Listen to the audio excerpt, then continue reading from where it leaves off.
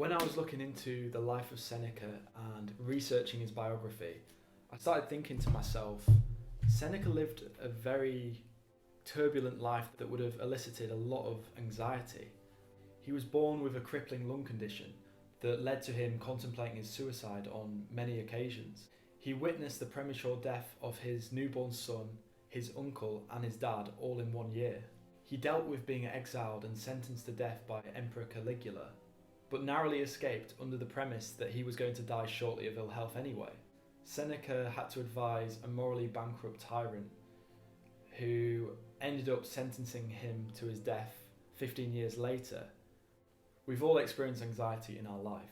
Anxiety is the feeling where you expect the worst, even though it hasn't even happened. According to Seneca, the reason why we suffer from anxiety is due to a phenomena called decoupled cognition.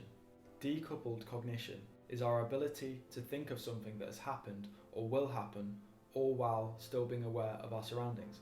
So it's like me being in the room right now, talking to the camera, but in my mind I'm thinking about what's going to happen tomorrow and the things that could go wrong tomorrow.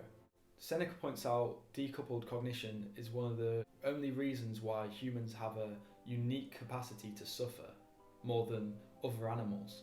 Seneca said, "Wild animals run from the dangers they see, and once they have escaped them, worry no more. We, however, humans, are tormented alike by what is past and what is to come. A number of our blessings do us harm, for memory brings us back the agony of fear, while foresight brings it on prematurely. No one confines his unhappiness to the present." Seneca pointed out how pointless anxiety is because a lot of what we fear never actually occurs. Seneca said, "How often has the expected never come to pass? Men have been let down softly by a catastrophe. Sometimes the sword has been checked even at the victim's throat. Men have survived their own executioners. Even bad fortune is fickle. But think about it, how many times have you worried about something that felt imminent, that never actually materialised? We fear that we'll get mugged, but it never happens. We fear that we may lose a relationship, it never happens.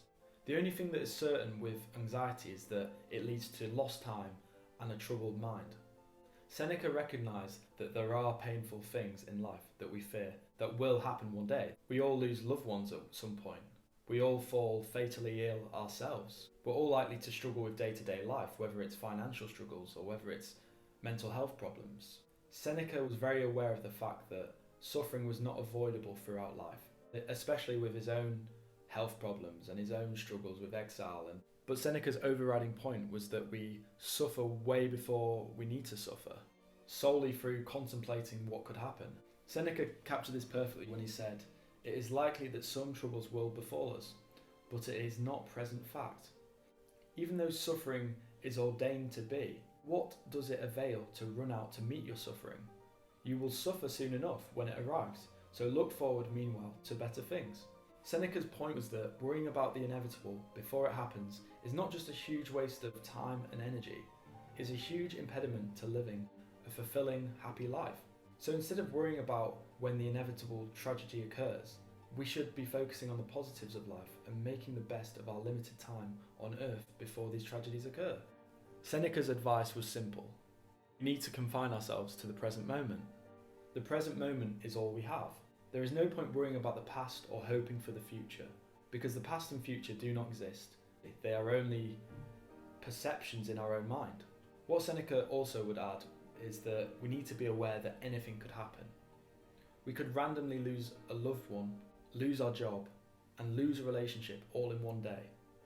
What Seneca said is how we combat this is willing acceptance. Accepting in the moment that we could experience the worst possible scenario, accepting everything as a possibility, both good and bad, but accepting this fact without relaying the worst possible scenario in our heads over and over again. Pain is inevitable in life, but prolonged suffering is definitely avoidable. The irony is, when we accept that external factors are not in our control, then we stop feeling anxious about the future. There's no coincidence why Buddhism and Stoicism alike share the same sentiment about accepting things for what they are. So we need to steer away from dwelling on the past and what could happen in the future. We need to accept that the worst possible scenario could occur today and be comfortable with that fact.